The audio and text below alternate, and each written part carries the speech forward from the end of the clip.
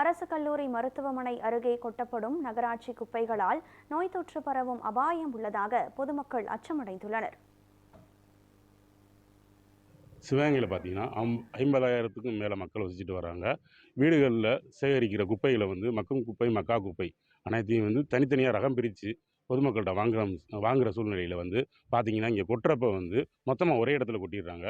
இது பிரித்து வாங்குறதுக்கு என்ன அர்த்தம்ன்றதே புரியாத சூழ்நிலையில் இருக்குது. இதை கொட்டுற இடம் பார்த்தீங்கன்னா பக்கத்தில் மருத்துவக் கல்லூரி மருத்துவமனை இருக்குது. இதில் பார்த்தீங்கன்னா ஒரு நாளைக்கு வரக்கூடிய நோயாளிகளே 1000 பேருக்கு மேலே வர்றாங்க.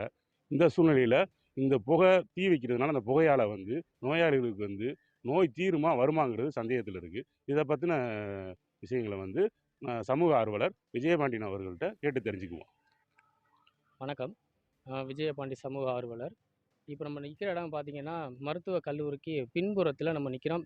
பக்கத்தில் தேசிய நெடுஞ்சாலை இருக்கிறது. இந்த இடத்துல நகராட்சி குப்பைகள் எல்லாமே இங்கே கொட்டப்படுது. இந்த கொட்டப்படக்கூடிய இது அப்போ உடனடியாக எரிக்கிறாங்க. எரிக்கிறதுனால என்ன ஆகுதுன்னா, அங்கே நோயாளிகள் அதாவது நோயை தீர்த்து போகிறதுக்கு வர்றவங்க எல்லாருமே பார்த்திங்கன்னா நோயை இழுத்துட்டு போகக்கூடிய சுச்சுவேஷன் அந்த மாதிரி உருவாக்கிட்டு இருக்குது.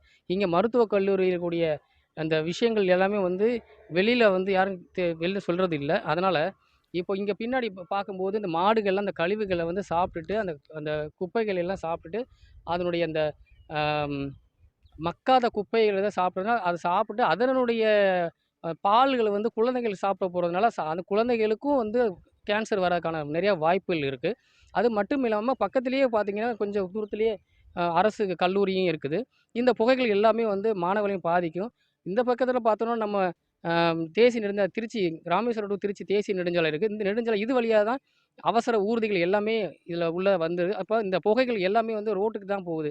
ஒரு கொடைக்கானலில் கூட மேகமூட்டங்கள் எப்படி அந்த புகைப்படம் மாதிரி இருக்குமோ அதே போலவே இங்கேருந்து இது நச்சு புகை இந்த மாதிரி இங்கே பாதிக்கப்பட்டிருக்கு. ஸோ அதனால் நகராட்சி நிர்வாகத்தை உடனடியாக கவனத்தில் செலுத்தி மதிப்புக்குரிய மாவட்ட ஆட்சியர் அவர்களுக்கு கவனத்துக்கு செலுத்தி இந்த உடனடியாக இதுக்கு ஒரு தீர்வு காணணும்னு சொல்லிட்டு கேட்டுக்கொள்கிறேன். நன்றி.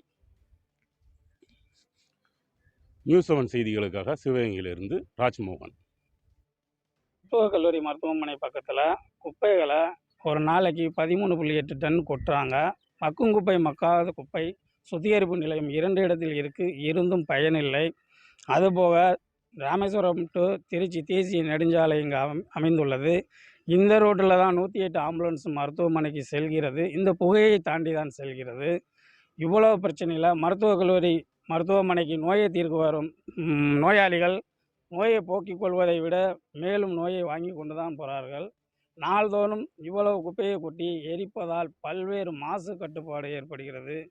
இந்த ஏரியாவை சுற்றி பார்த்திங்கன்னா மருத்துவக் கல்லூரி, அரசு மருத்துவக் கல்லூரி, மருத்துவமனை, ப்ரைவேட் ஸ்கூலு, சர்ச்சு, ஏகப்பட்ட ஆலயங்கள் எல்லாமே இருக்குது. பொதுமக்கள் பயன்படுத்தக்கூடிய அன்றாட வழித்தடமும் இதுதான். ஒவ்வொரு நாளும் இவ்வளவு குப்பையை கொட்டி இவ்வளவு புகைகளை வெளியேற்றும் போது பொதுமக்களுக்கு மிக பாதிப்படைகிறது. அது மட்டும் இல்லாமல் மாடுகள் கட்டுப்பாடின்றி இங்கு மேய்கிறது. அதிலேயே பாலை பீச்சி மக்களுக்கு விநியோகப்படுத்தப்படுகிறது. அதனால் பல்வேறு நோய்கள் தொற்றுகள் வரக்கூடிய வாய்ப்புகள் இருக்குது. மக்களை காப்பாற்றுவதற்காகத்தான் நமது அரசாங்கம் மக்களை காப்பாற்றுவதற்காக உடனடியாக நகராட்சி நிர்வாகமும் மாவட்ட நிர்வாகமும் கவனத்தில் எடுத்துக்கொண்டு போர்க்கால அடிப்படையில் இதை சரி செய்து தருமாறு பொதுமக்களின் சார்பாக வேண்டுகோள் விடுக்கிறேன்.